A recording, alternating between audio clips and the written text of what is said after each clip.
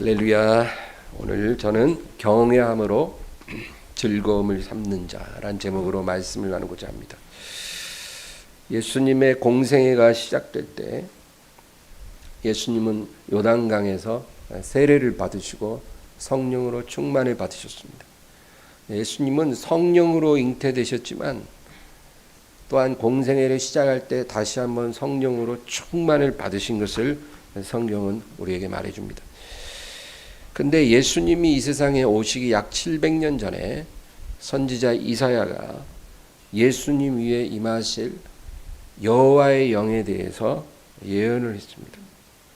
이 여호와의 영은 그 이름을 믿는 자에게 약속하신 성령을 의미합니다. 그러므로 예수님 위에 임하신 그 영이 저와 여러분 위에도 임하시는 줄 믿습니다. 오늘 본문 2절을 다시 한번 읽어볼까요? 그의 위에 여호와의 영, 곧 지혜와 총명의 영이요 모략과 재능의 영이요 지식과 여호와를 경외하는 영이 강림하시리니. 예수님 위에 임하신 여호와의 영에 대해서 6가지 특징을 묘사하고 있어요. 성령의 6가지 사역에 대해서 오늘 2절이 말하고 있는데 2개씩 짝을 이뤄서 표현을 합니다. 첫째는 지혜와 총명의 영이 강림하시리라.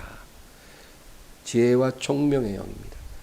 여러분, 지혜라는 것은 하나님의 진리를 깨닫는 마음을 말합니다.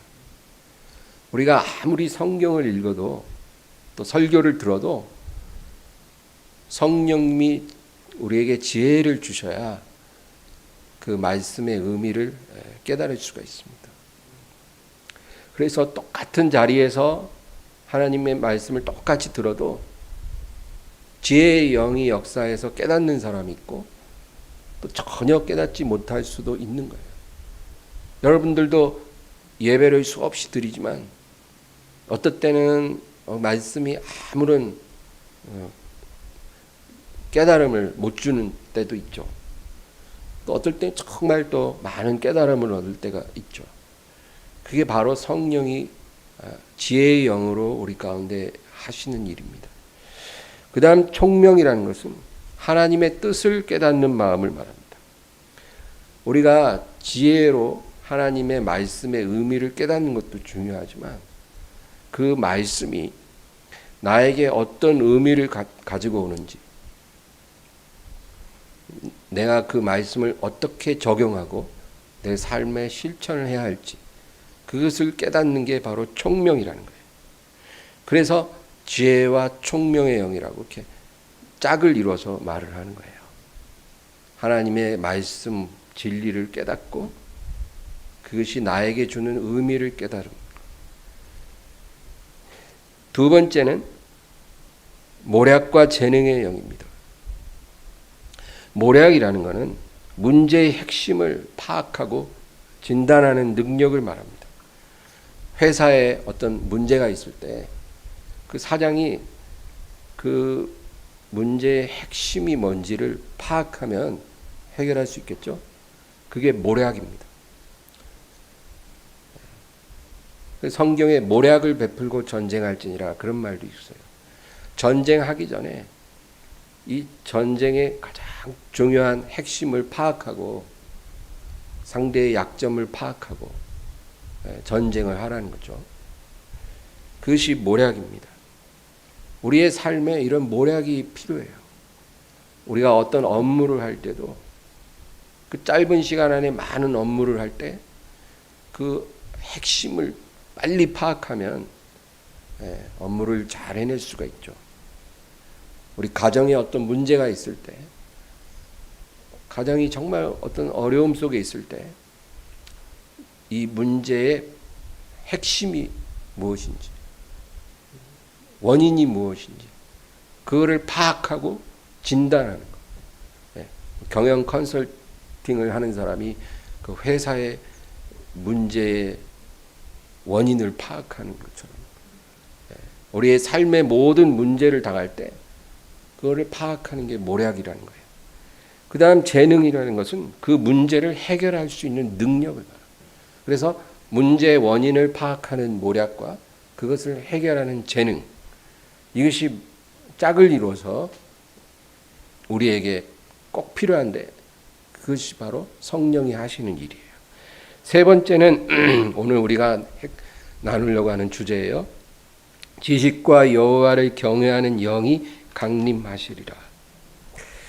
지식이라는 건 하나님을 아는 지식입니다. 우리가 학교에서 배울 수 있는 지식이 아니에요. 책을 읽고 배울 수 있는 지식이 아니라 성령님이 가르쳐 주시는 지식이에요. 우리로 하나님을 알게 하는 그런 지식입니다. 이런 지식을 누가 줘요? 성령님이 주셔요. 그리고 여호와를 경외하는 영이 이 말이다. 경외라는 말은 영어로는 fear라고 합니다. 그래서 쉽게 말하면 두려움이에요. 두려워함. 근데 우리의 마음속에 일반적인 두려움이 있어요. 우리는 사람을 때로는 두려워합니다. 어떤 사람 앞에 나서기가 아주 두려울 때가 있어요. 또 눈에 보이지 않는 어떤 귀신들 또 두려워합니다.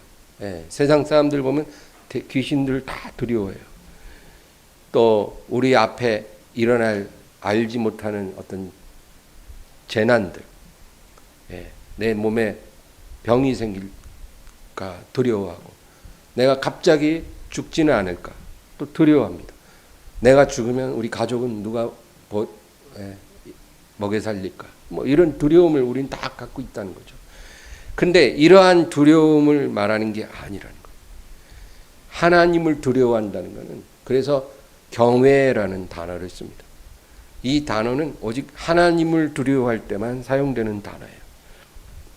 그래서 하나님을 아는 지식과 하나님을 경외하는 마음, 이 두 가지가 짝을 이루어 묶여져 있는 거죠. 하나님을 알게 되면 하나님을 두려워하게 돼요. 우리가 하나님을 두려워하지 않기 때문에 우리가 인생을 함부로 살아요. 우리가 예배를 소홀히 하거나 하나님을 소홀히 하는 거예요. 왜 그럴까요? 하나님을 두려워함이 없는 것은 하나님을 모르기 때문이에요. 하나님을 알게 되면 두려워하게 됩니다. 하나님을 아는 지식이 생기면 하나님을 경외하게 되는 거예요. 근데 놀라운 것은 우리가 하나님을 두려워하게 되면 다른 모든 두려움으로부터 해방된다는 거예요. 이게 핵심이에요. 하나님 한 분을 온전히 우리가 알고 두려워하면 우리 인생에 이제까지 우리를 둘러싸고 있던 모든 두려움이 우리를 떠나게 된다는 겁니다. 그러나 만약에 우리가 하나님을 두려워하지 않으면 여러 가지 두려움이 우리를 얽어맨다는 거예요. 여러분 어떤 것을 선택하시겠어요? 이스라엘 백성이 430년을 종살이했어요. 여러분 말이 430년이지 조선왕조 500년이라고 하잖아요. 거의 그런 기간을 한 민족이 한 민족 아래서 종살이를 하는 거예요. 그러면 아주 뼛속까지 종의 그 기질을 갖게 되죠. 대대로 종살이를 했으니까 그냥 뼛속까지 우리 옛말로 상놈인 거예요. 종인 거예요. 예, 애굽 사람 앞에서 고개도 못 들어요. 바로의 종 노릇을 하던 이스라엘 백성이 여호와 하나님의 종이 되기로 결심하고 그의 백성이 되기로 결심할 때 바로의 430년 압제에서 노연하는 기적이 일어난 거죠. 여러분 이게 성경이 우리에게 말하는 영적인 원리예요. 우리가 온전히 하나님 앞에 순복하고 하나님의 백성이 되고 하나님의 종이 되면 우리를 이제까지 주장하던 모든 올무와 압제에서 우리는 자유하게 됩니다. 사람들은 본인이 알든 모르든 두려움 속에 살아가요. 여러분 요즘 현대인들 공황장애, 불안장애, 그렇죠? 그리고 우울증, 불면증, 그리고 여러 가지 대인 공포증, 폐쇄 공포증, 여러 가지 병들을 갖고 있어요. 이런 게 다 결국은 두려움에서 오는 거예요. 두려움이 우리에게 이러한 올무를 씌우는 거예요. 그래 이런 두려움을 여러분 약으로 해결할 수가 없어요. 약 먹는다고 이런 두려움에서 근본적으로 벗어나지는 게 아니라는 거예요. 어떻게 해야 돼요? 하나님을 두려워함으로 이런 두려움에서 우리는 벗어나는 거예요. 우리가 하나님을 두려워하는 마음이 커져갈수록 이런 두려움은 약해집니다. 하루아침에 갑자기 하나님을 두려워하고 이런 두려움, 세상의 두려움이 사라지는 게 아니고 한쪽이 커지는 만큼 한쪽이 약해지는 거예요. 우리의 일생 동안 이 일이 계속 일어나야 한다는 거예요. 그런데 하나님을 두려워하는 것은 하나님을 아는 것과 비례하는 거예요. 그래서 하나님을 아는 지식과 하나님을 경외하는 것이 항상 성경에 보면 같이 나옵니다. 그냥 두려워하는 게 아니라 하나님을 온전히 알아야 온전히 두려워하게 된다. 마태복음 11장 29절을 읽겠습니다. 나는 마음이 온유하고 겸손하니 나의 멍에를 메고 내게 배우라. 그리하면 너희 마음이 쉼을 얻으리니. 온유함과 겸손함이라는 것은 하나님을 온전히 경외하는 자에게 나타나는 두드러진 성품이에요. 우리가 하나님을 경외하게 되면 온유하고 겸손한 자가 된다는 거예요. 왜 그럴까요? 여러분, 왜 우리가 부모님을 공경해야 합니까? 우리 부모님을 공경해야 되잖아요. 하나님이 그렇게 하라 하셨어요. 부모님을 공경할 만해서 우리 부모님은 너무 인격적으로 훌륭하시고 너무 존경받아 마땅한 분이라서 우리가 부모를 공경하는 게 아니에요. 하나님을 경외하기 때문에 우리가 부모를 공경하는 거예요. 부모가 아무리 부족해도, 부모가 아무리 못났어도, 또 예전에 나에게 많은 상처를 주셨더라도 그럼에도 불구하고 우리가 부모님을 사랑하고 공경해야 하는 것은 하나님이 우리에게 그렇게 하라고 하셨기 때문에 그게 바로 하나님을 경외함이에요. 왜 아내들이 남편을 순종해야 합니까? 남편이 존경할 만해서? 나보다 똑똑해서? 그런 건 아니에요. 대부분 가정에 보면 남편보다 아내가 더 똑똑해요. 그래도 하나님께서 그렇게 하라고 하셨기 때문에 그렇게 하는 거예요. 하나님을 두려워하기 때문에 아내가 남편을 순종하는 거예요. 왜 우리가 분노를 가졌을 때 그거를 해가 지기 전에 풀어야 됩니까? 화가 안 풀렸어요. 하루 만에 풀릴 화가 아니에요. 내가 그렇게 쉽게 용서할 수 있는 일이 아니에요. 그런데 왜 우리가 용서해야 합니까? 용서할 만해서 용서하는 게 아니에요. 저 사람은 나에게 상처를 준 사람은 아직도 자기가 뭘 잘못했는지도 몰라. 그런데도 왜 우리가 해지기 전에 용서를 해야 되냐면 하나님을 두려워하기 때문에. 그래서 하나님을 두려워하는 사람은 온유하고 겸손해질 수밖에 없다는 거예요. 근데 예수님이 바로 아버지를 두려워하시고 아버지를 경외했기 때문에 항상 온유와 겸손을 가질 수 있었던 거예요. 그래서 나의 멍에를 메고 내게 배우라. 이 예수님의 멍에가 뭐냐면 바로 아버지를 경외하는 것. 이 세상에 계실 때 온전히 아버지를 경외하셨거든요. 그 멍에를 너희도 메고 내게서 배우라. 그래야만 너희 마음이 쉼을 얻으리라. 너희가 하나님을 온전히 경외하게 되면 너희가 쉼을 얻는다는 거예요.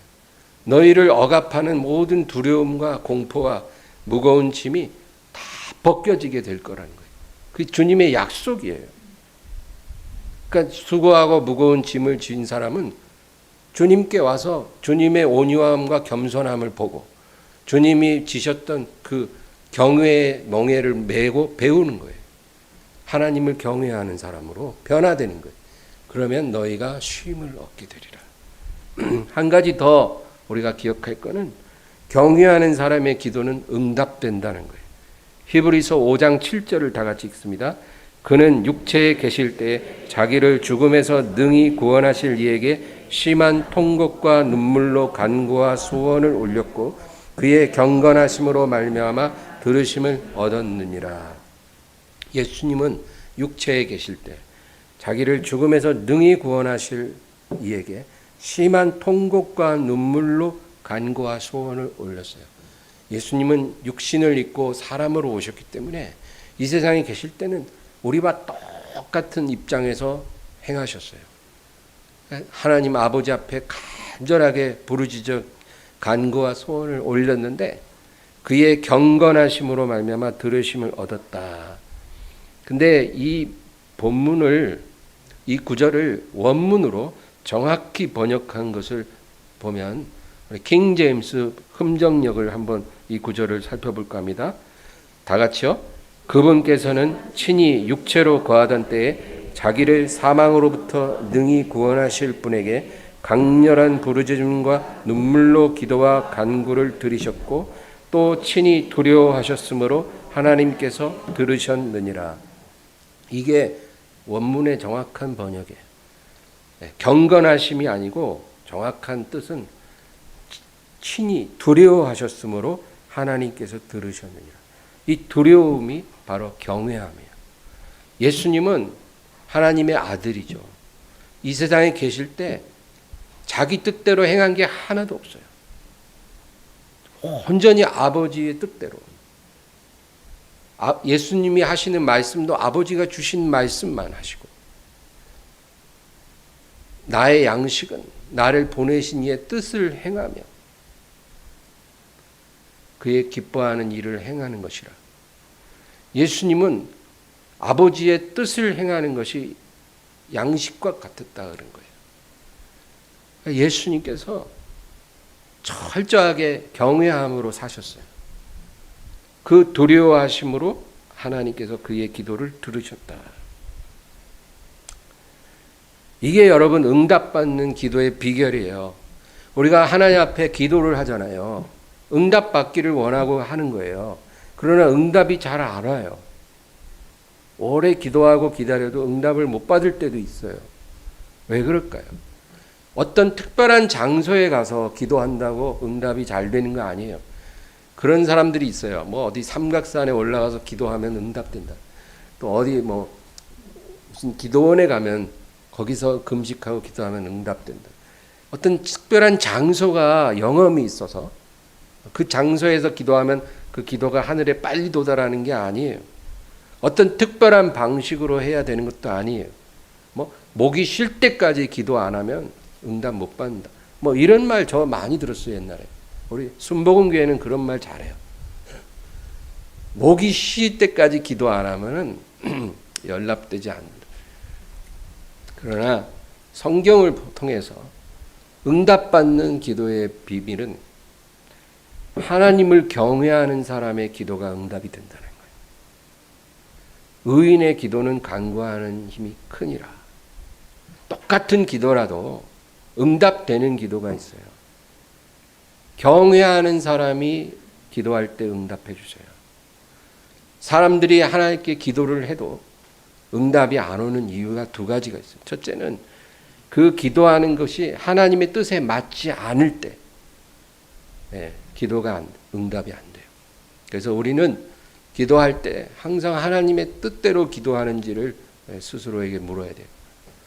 두 번째는 경외함이 없기 때문에 하나님의 기도를 듣지 않으신다. 잠언 1장 28절에서 31절 다 같이 읽습니다. 그때 너희가 나를 부르리라. 그래도 내가 대답하지 아니하겠고 부지런히 나를 찾으리라.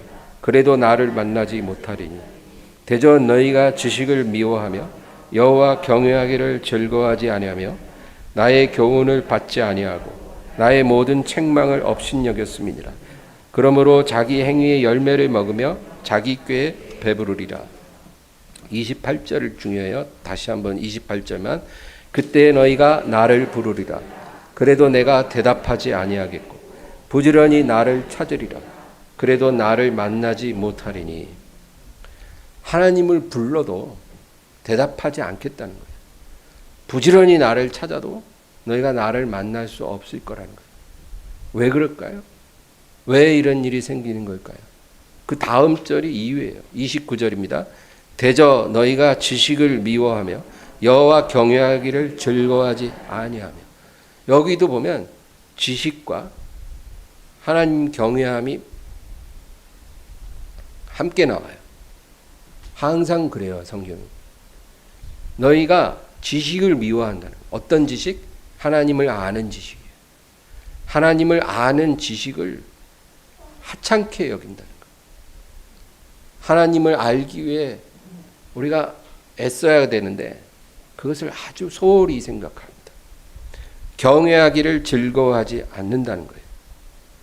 너희가 나를 알려고 하지 않고 나를 경외하지 않으므로 내가 너희가 불러도 대답하지 않고 너희가 찾아도 만날 수 없으리라. 이사야 59장 1절과 2절 다 같이 읽습니다. 여호와의 손이 짧아 구원하지 못하심도 아니요 귀가 둔하여 듣지 못하심도 아니라 오직 너희 죄악이 너희와 너희 하나님 사이를 갈라놓았고 너희 죄가 그의 얼굴을 가리어서 너희에게서 듣지 않으시게 함이니라. 하나님이 귀가 둔하여 듣지 못하는 게 아니라는 거예요. 어떤 사람은 그냥 기도하면 하나님이 안 들리는 줄 알고 크게 해야 들리신다고 생각을 하는데 그게 아니라는 거예요. 또 하나님의 손이 짧아 우리를 붙잡아 주지 않는 게 아니라는 거예요. 오직 너희 죄악이 너희와 하나님 사이를 내었고 너희 죄가 그의 얼굴을 가려서 너희에게서 듣지 않으시게 함이라. 하나님이 우리의 기도를 듣지 않으시는 이유가 있는 거예요.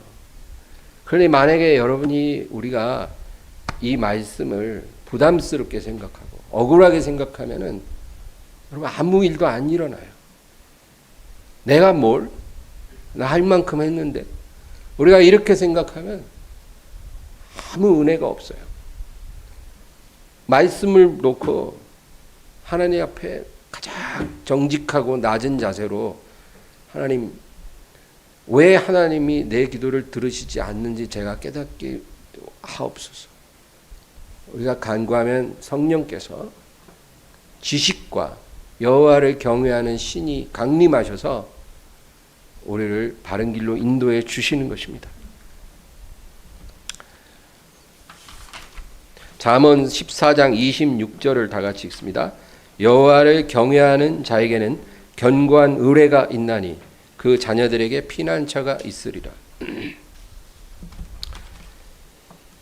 하나님을 경외하는 자에게는 견고한 의뢰가 있나니 그 자녀들에게 피난처가 있으리라. 이 말씀은 자녀들에게 하는 말씀이 아닌 거예요. 그 부모에게 하는 말이에요. 부모가 여호와를 경외하면 그 자녀들이 위기를 만났을 때 하나님이 피난처를 주시겠다는 약속이에요. 성경에 그렇게 약속했으면 그렇게 되는 거예요. 그래서 자녀들이 어리석어서 다 세상으로 나가잖아요. 요즘 젊은 사람들 중에 하나님을 경외하는 사람은 보기가 정말 희귀해요. 믿는 가정이든 안 믿는 가정이든 자식들은 다 세상의 파도에 다 휩쓸려가요. 하나님을 경외함이 없어요. 하나님을 아는 지식도 없어요. 하나님을 알려고도 하지 않아요. 먹고 살기 바쁜데 어떻게 그런 생각을 하겠냐고요. 근데 그 자녀들에게 위기가 왔을 때 그 부모의 경외함으로 하나님이 피난처를 주십니다. 열왕기하 4장 보면 수넴 여인의 이야기가 나와요. 이스라엘 수넴 지방에 한 여인이 살았어요. 남편과 함께 살았어요. 근데 하나님의 선지자 엘리사가 그 지방을 지나가면 꼭 그 여인이 선지자를 불러다가 식사 대접을 했다는 거예요. 항상.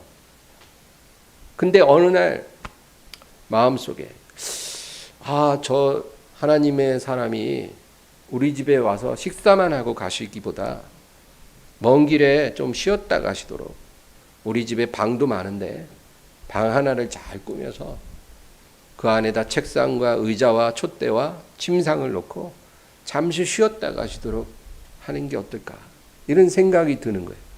그래서 자기 남편과 상의하고 그렇게 하기로 한 거예요. 그래서 하루는 엘리사가 그 방에 와서 쉬고 있는데 그 마음에 이 여인을 축복하고 싶은 거예요. 그래서 사환 게하시 보고 여자를 불러오라. 그래서 네가 우리 열왕기하 4장 13절 한번 읽겠습니다. 4장 13절입니다. 엘리사가 자기 사환에게 이르되 너는 그에게 이르라. 내가 이같이 우리를 위하여 세심한 배려를 하는도다. 내가 너를 위하여 무엇을 하랴? 왕에게나 사령관에게 무슨 구할 것이 있느냐 하니 여인이 이르되 나는 내 백성 중에 거주하나이다 하니라. 네가 이같이 우리를 위하여 세심한 배려를 한다. 그렇게 여자를 칭찬했어요. 그래서 내가 너의 소원을 하나 들어주려고 한다. 왕이나 사령관에게 부탁할 게 있냐? 이 시대의 엘리사는 사무엘 시대의 사무엘처럼 국부와 같은 존재예요. 왕이 엘리사가 병들었을 때 와서 내 아버지여 내 아버지여 그러고 울었어요. 그러니까 엘리사를 통하면 문제 다 해결할 수 있는 거예요. 근데 이 여자는 아무것도 없다는 거예요. 저는 그저 내 백성 속에 살면 됩니다. 근데 사환 게하시가 이 여자가 아들이 없다는 거예요. 내년 이맘때 아들이 생기라. 주여 저를 놀리지 마옵소서. 남편 늙었고 여자도 나이 많은데 어떻게 아들을 낳습니까? 근데 정말 그 다음에 아들이 생긴 거예요. 근데 문제는 잘 크던 아이가 어느 날 병이 들어서 죽어버렸어요. 그러니까 이 여자가 수넴에서 선지자가 있는 갈멜산까지 나귀를 타고 달려가요. 그래서 그 발을 잡고 우는 거예요. 근데 선지자가 이 여자를 따라 다시 그 집으로 와서 그 아이를 살려요. 여러분, 그 사건 보세요. 이 사건의 본질은 경외함이에요. 이 여자가 선지자에게 부탁했다고 선지자가 들어주겠어요? 그 먼 갈멜에서 수넴까지? 부탁해서 그렇게 할 리가 없어요. 그럼 왜 그렇게 했을까요? 경외했기 때문에. 그 죽은 자식을 살리는 거예요. 하나님께서. 아까 읽은 말씀처럼 네가 이와 같이 세심한 배려를 하는도다. 하나님을 경외하면 사람을 대하든 일을 하든 세심한 배려를 하는 거예요. 그게 경외하는 사람의 모습이에요. 리브가가 아브라함의 늙은 종이 물 좀 달라 할 때 그 사람 물 한 잔 떠다 주면 끝이에요. 왜? 달라는 거 주면 되니까. 근데 보니까 사람만 목마른 게 아니거든. 그 10필의 낙타들 다 물을 마셔야 되거든. 그러니까 이 리브가 처녀가 내가 낙타들도 물을 마시게 하겠나이다 하고는 그 10마리의 낙타에게 물을 다 퍼다가 먹이는 거예요. 그렇게 해달라고 하지도 않았는데. 그게 바로 세심한 배려죠. 그의 하나님을 경외하는 사람의 태도라는 거예요. 모든 일을 주께 하듯이 하라. 자기 일을 할 때도 doing best, 최선을 다해서 해야 됩니다. 어떤 사람을 대하든 나보다 높은 사람을 대하든 낮은 사람을 대하든 세심한 배려를 하는 거예요. 그 사람이 냉수 한 잔 달란다고 냉수만 딱 주고 끝내지 말고 밥은 먹었니? 아니요. 그럼 밥도 먹어야지. 밥도 먹이라는 거예요. 그게 바로 모든 일을 주께 하듯 하는 거예요. 이렇게 살아가는 게 경외하는 사람의 삶의 모습이라는 거예요. 이런 사람에게 하나님이 자녀들의 피난처를 주신다는 거예요. 여러분, 우리 자녀들이 이 세상 살면서 위기를 안 만나겠냐고요. 하나님이 그들의 피난처를 주신다면 얼마나 축복된 일이겠어요. 그게 부모에게 달려있는 거예요. 여호와를 경외하는 자에게는 견고한 의뢰가 있나니 그 자녀들에게 피난처가 있으리라. 잠언서 14장 26절. 우리 시편 2편 11절을 다 같이 읽습니다. 여호와를 경외함으로 섬기고 떨며 즐거워할지어다. 하나님을 경외함으로 떨면서, 경외함으로 섬기고 떨면서 즐거워할지어다. 이게 두 가지가 동시에 가능한가요? 어떻게 떨면서, 두려워 떨면서 즐거워할 수 있을까? 우리가 하나님을 섬길 때 이렇게 하라는 거거든요. 여러분, 성령님이 우리에게 오시면 이렇게 할 수 있어요. 이 마음이 우리에게 임하는 거예요. 성령은 여호와를 경외하는 영이고 또 기쁨의 영이거든요. 그러니까 우리에게 경외하는 마음, 두려워하는 마음도 주시고 또 하나님을 기뻐하고 즐거워하는 마음도 주시는 거예요. 우리가 하나님을 그런 자세로 섬기라는 거예요. 균형을 잘 맞춰서 하나님을 섬겨야 된다는 거예요. 요즘 성도들은 경외함이 너무 부족해요. 그냥 하나님의 은혜, 하나님의 긍휼만 생각하지 하나님을 두려워할 뿐으로 여기질 않아요. 그래서 뭐 내가 좀 소홀하고 부족해도 긍휼히 여기사 이해해 주시겠죠. 그러고는 하나님을 막대해요. 그게 아니라 두려워함으로 떨며 즐거워할지어다. 마지막으로 우리가 해야 할 일이 뭘까요?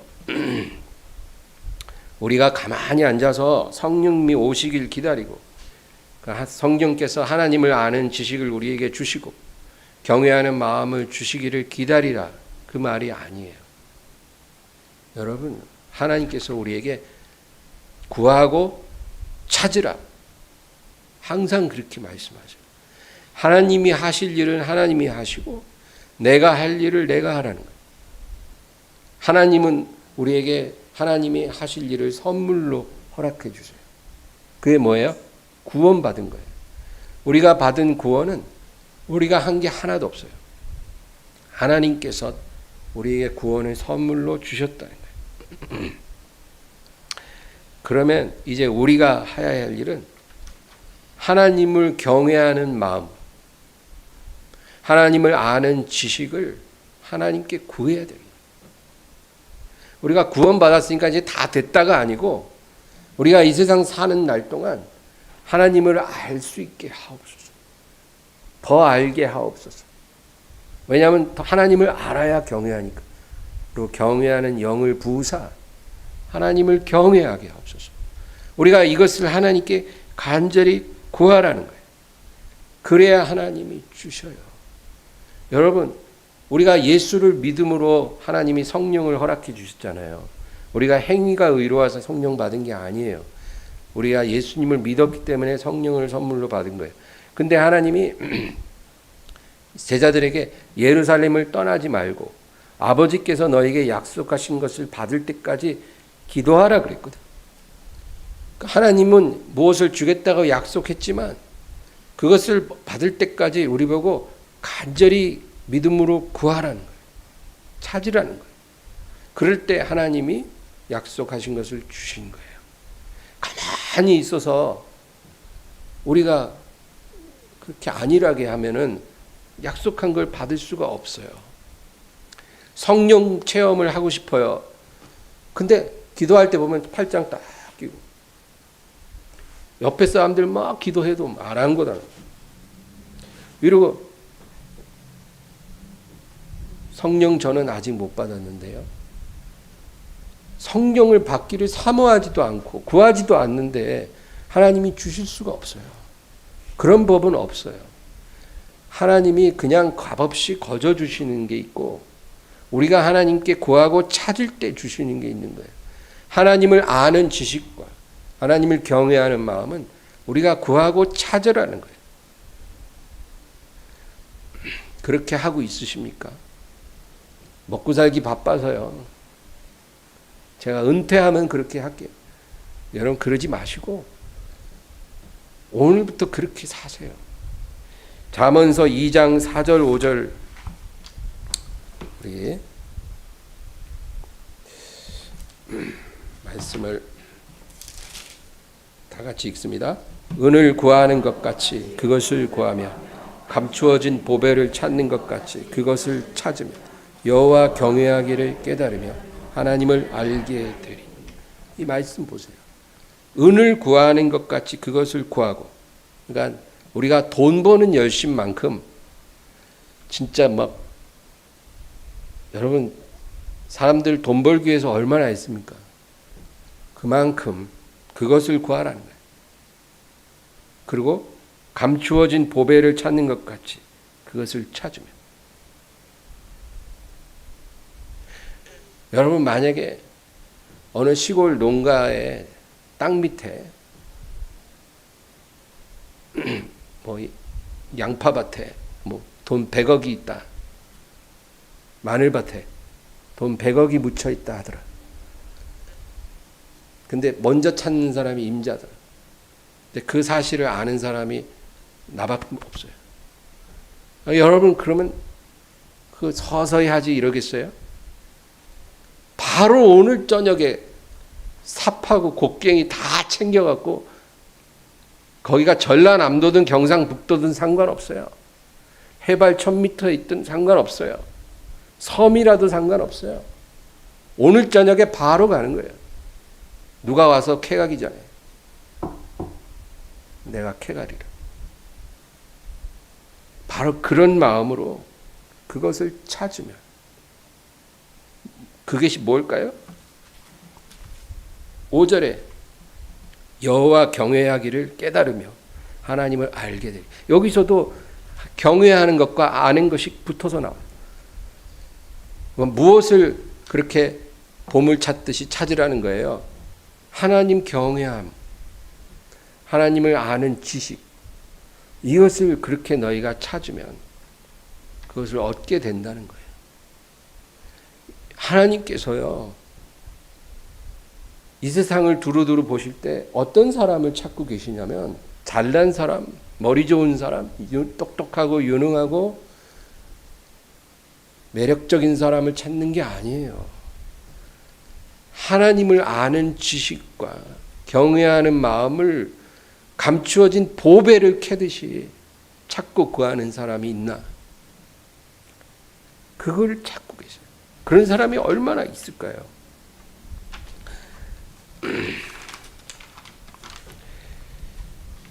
여러분 달란트와 문화 비유 성경에 예수님이 하셨죠. 이 달란트 비유와 문화 비유는 비슷하면서 다르죠. 달란트 비유는 주인이 먼 길을 떠날 때 종들을 불러서 한 사람에겐 5달란트, 한 사람 2달란트, 한 사람 1달란트 다르게 주고 떠나요. 그리고 내가 올 때까지 이것을 가지고 장사하라. 그리고 문화 비유는 종이 10명의 종들에게 똑같이 한 문화씩 주고 떠나면서 내가 올 때까지 이것으로 장사하라. 여러분 이 달란트와 문화 비유가 우리에게 말하는 본질은 주인이 주고 간 달란트와 문화는 우리에게 값없이 주어진 선물이에요. 그건 우리가 받은 구원을 말해요. 하나님의 은사를 말해요. 근데 주인이 돌아올 때까지 그냥 가만히 그것을 보존하고 있으라가 아니에요. 예. 그것 갖고 열심히 장사해서 이윤을 남기라는 거예요. 내가 올 때까지. 우리가 하나님 앞에 값없이 선물로 구원을 받았다고 주님 다시 오신 날까지 그 구원을 그냥 그대로 갖고 있으라는 말이 아닌 거예요. 그것 갖고 열심히 장사해서 주님 앞에 내놓을 게 있어야 한다는 거예요. 그게 뭘까요? 돈? 돈을 많이 벌어 놓으라고 주님이 그러셨겠어요? 천지를 소유하신 하나님인데 이 세상은 다 지나가고 새로운 세상을 주님이 펼치실 건데 우리가 보고 돈 벌어 놓으라고 그러시진 않겠죠? 우리에게 무엇을 요구하실 걸까요? 오늘 말씀이 그거예요. 하나님을 알고 하나님을 경외함으로 열매를 맺으라는 거예요. 그래서 그가 오셔서 각 사람이 남긴 만큼 칭찬과 상을 주신다는 거예요. 여러분, 우리가 주님 앞에 섰을 때 주님이 각 사람을 칭찬해주고 상을 주신다는 거예요. 그게 다 다르다는 거예요. 그런데 분명한 거는 우리가 하나님을 경외함으로 행한 것만 하나님이 계수해서 상을 주실 거예요. 만약에 우리가 겉으로 볼 때는 참으로 좋은 일이라도 사람에게 보이고 사람에게 칭찬받기 위해서 행한 거라면 그거 다 삭제돼요. 경외함으로 행한 일들만 하나님이 기억하시고 우리에게 상을 주실 거예요. 그러니까 종들이 주인 올 때까지 남길 게 뭐예요? 경외함으로 우리가 많은 일을 행하는 거예요. 경외하기 때문에 부모를 공경하고, 경외하기 때문에 남편을 존경하고, 경외하기 때문에 형제를 용서하고, 경외하기 때문에 내 업무에서 최선을 다하고, 경외하기 때문에 사업할 때 정직하게 하고, 경외하기 때문에 사람에게 손해를 보더라도 그것을 감수하고, 우리가 경외함으로 행하는 모든 일들을 주님이 기억하고 소자에게 냉수 한 잔까지 준 것도 다 기억하시겠다, 그 얘기예요. 여러분, 오늘 본문 이사야 11장 3절을 보면, 그래서 그가 여호와를 경외함으로 즐거움을 삼을 것이며 그의 눈에 보이는 대로 심판하지 아니하며 그의 귀에 들리는 대로 판단하지 아니하며. 여기 보면 오늘 주제가 그를 경외함으로, 그가 여호와를 경외함으로 즐거움을 삼을 것이라. 누가요? 예수님이 그렇게 하신다는 거죠. 예수님 오시기 700년 전에 이사야가 예언한 거예요. 그러면 우리도 그렇게 살라는 거예요. 우리가 하나님의 영을 받았잖아요. 경외하는 영, 기쁨의 영. 그러면 하나님을 경외함으로 우리도 그것을 즐거움으로 삼고 살아야 한다, 그 말입니다. 여러분, 나는 지금 어떤 즐거움으로 살고 있는가? 우리 스스로에게 물어보시고, 내 삶의 제일 첫 번째 즐거움은 하나님을 더욱 알아가고 하나님을 모든 일에서 경외함으로 행하기를 원합니다. 그게 내 즐거움이 되기를 원합니다. 우리가 이렇게 기도하시기를 바라요. 우리 인생에 여러 가지 다른 즐거움도 있을 수 있으나 우리 인생의 가장 큰 즐거움이 이게 돼야 돼요. 하나님을 더욱 아는 것. 주님을 더욱 알기 원해요. 그리고 아는 만큼 내 삶에서 경외함의 열매가 많이 맺어지기 원해요. 예전에는 나밖에 모르고 내 감정에만 충실하게 제가 살았었지만 이제는 모든 일을 주님을 경외함으로 판단하고 생각하고 말하고 행동하는 사람이 되기를 원해요. 그리고 그 삶이 내 즐거움이 되기를 원합니다. 우리가 이렇게 주님 앞에 기도하게 되기를 주의 이름으로 축원합니다. 오늘 말씀을 생각하면서 우리 간절히 기도합니다. 주여, 주여,